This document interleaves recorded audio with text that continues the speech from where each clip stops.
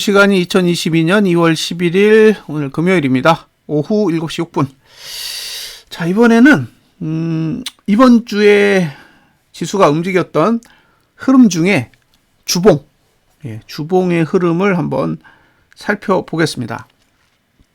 우선 띵글 차트에는 과거라는 기능이 있어요. 과거. 여기 화면에 보시면 과거라고 적혀 있죠. 도대체 이 과거가 뭐냐?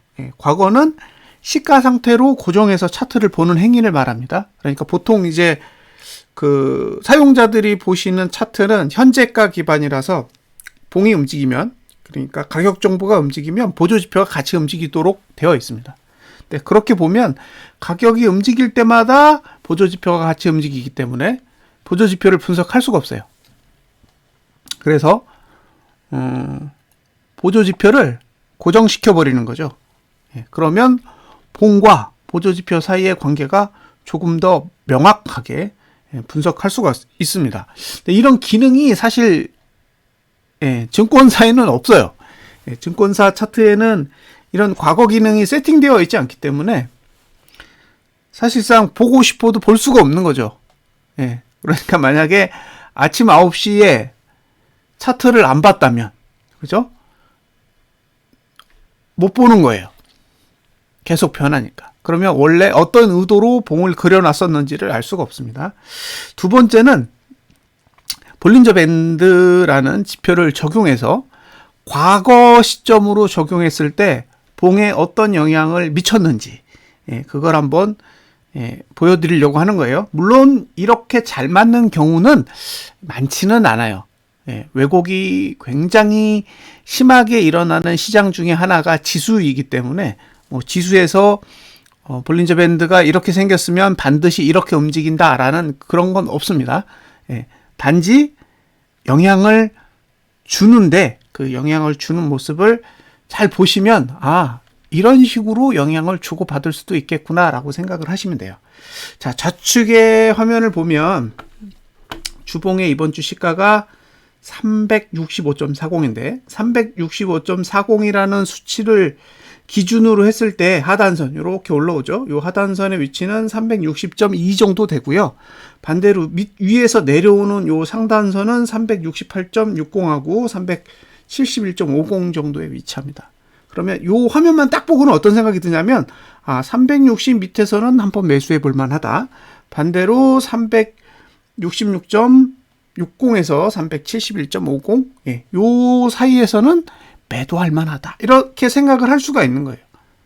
그러니까 이 차트만 보고 계획을 세운다 그러면 나는 368.60에서 371.50 그 사이의 영역에서 매도 전략을 고민해 보고, 반대로 나는 매수할 거라면 360.20 아래에서 매수를 한번 해봐야겠다라고 상상할 수 있겠죠. 실제로 어떻게 움직였는지 한번 보세요. 이렇게 움직였습니다. 잘 보시면 자, 하단선을 찍고 올랐고 상단선을 찍고 내렸습니다. 그런데 지금의 하단선의 위치나 지금의 상단선의 위치는 시가하고 완전히 달라요. 그러니까 왜 여기서 끝났고 왜 여기를 찍고 내렸는지는 현재의 차트로 봤을 때는 잘 해석이 안 되는 거죠. 그러면 실제로 어떻게 움직였는지 제가 시뮬레이션을 통해서 보여드리도록 하겠습니다. 잘 보세요. 이 프로그램은 녹화 전용 프로그램이에요. 그래서 이렇게 누르면 보입니다. 자, 보세요. 시가를 찍고 제일 먼저 하단선 내려가서 찍고 그죠? 올라갔죠. 그럼 여기 상단선이 여기 있잖아요. 그럼 이 정도까지는 올라올 수 있다라는 걸 알고 있다라는 거예요. 여기 보세요.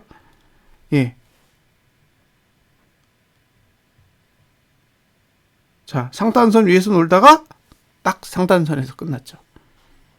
다시 보십시오. 제일 먼저 하단선을 찍고 올라간 이유가 하단선이 있기 때문이었죠. 근데 올라가면서 상단선을 안 찍었잖아요. 그러니까 찍고 다음에 그 위에 있는 거 한 번 더 찍고 그 다음에 상단선 위에서 놀다가 종가는 내려와서 끝났다라는 거죠. 이렇게 과거, 그러니까 시가 기준으로 보면 어디서 맞고 오르고 어디서 맞고 떨어지는지 이런 게 보인다라는 거예요. 근데 이걸 현재가 기반으로 보면 어떻게 되느냐? 잘 보세요. 찍는 게 없죠. 당겨야 붙는다고요. 올라갈 때도 예, 잘 보세요. 올라가면 안 만나요. 예, 안 만나잖아요. 들리지. 예, 그리고 내려오면 만나요. 그러니까 현재 기준으로 보조지표를 보면 언제나 후행이에요. 예, 왜냐하면 올라갈 때는 안 붙고 땡기면 붙고 밑에도 내려갈 때는 안 붙고 당겨 올리면 붙기 때문에 결국에는 현재 기준으로 지표를 분석해서는 제대로 보조지표를 분석할 수가 없습니다. 그리고 실제로 예, 이렇게 과거 차트로 적용해 놓고 분석을 하면 굉장히 유용합니다. 예, 그리고 볼린저 밴드라는 보조지표 자체도 생각보다는 굉장히 정교해요. 예, 지금 저가 고가의 위치가 볼린저 밴드랑 다 연결이 돼 있잖아요. 그래서 본인이 볼린저 밴드의 상단선과 하단선의 위치를 딱 보고 있으면 아, 이 정도에서 움직일 수 있겠구나라는 생각을 진짜로 하실 수 있어요. 툴 하나만 가지고도 아, 오늘의 변동폭은 대충 이 정도 되겠다. 이번 주의 변동폭은 이 정도 되겠다.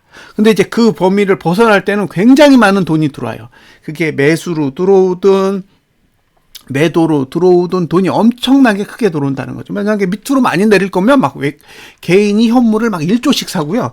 반대로 위로 막 올라갈 거면 개인이 현물을 막 1조씩 팔아요.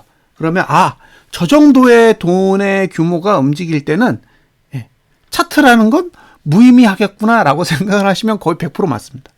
그러니까 유의미한 범위를 벗어날 수 있을 만큼의 강력한 현금의 흐름, 자금의 흐름이 없다면 대부분 차트가 그려놓은 범위 안에서 움직이기 때문에 이제 그런 경우 돈의 흐름과 차트를 비교해 가면서 매수의 적정한 위치, 매도의 적정한 위치를 찾으신 다음에 대응을 하실 수가 있는 거죠. 그래서 생각보다 볼린저 밴드라는 게 유용해요. 그리고 이 과거 기준, 시가 기준으로 보조지표를 세팅하는 게 엄청난 의미가 있습니다. 그걸 사람들이 몰라요. 그래서 왜 차트를 과거에다 세팅을 해놓고 써야 되는지를 이게 설득시키기가 어려운 거죠. 써본 적이 없기 때문에. 과거에 고정시켜놓고 봉만 움직이도록 만들어 놓은 차트가 왜 유용한지를 기존의 차트를 사용하셨던 분들은 공감하기가 매우 어렵습니다. 그래서 이런 동영상을 보시고 관심을 가져보세요. 아, 시가 기준으로 보는 게 진짜 중요한 거구나. 시가 기준으로 고정시켜서 만든 이 과거 차트라는 게 생각보다는 상당히 분석하는데 유용하다라는 거를 이렇게 써보시면 아시게 되고요. 결국에는 시가 기준으로 분석하는 게 중요하다라는 거는 다음봉의 예상 시가를 만들어서 차트를 분석하는 것도 상당히 유용하다라는 거예요. 결국에는 지금 상태에서 다음봉을 그려보는 행위도 다음봉이 됐을 때 시가 상태를 유지하는 것만큼 굉장히 유용합니다. 그러니까 분석을 하실 때 그렇게 해보세요. 해보시면 지금보다는 훨씬 더 높은 수준의 분석 능력을 갖게 되실 거고, 분석 능력이 높아지면 그만큼의 대응력도 생기게 됩니다. 자, 여기까지 동영상을 마치도록 하겠습니다. 감사합니다.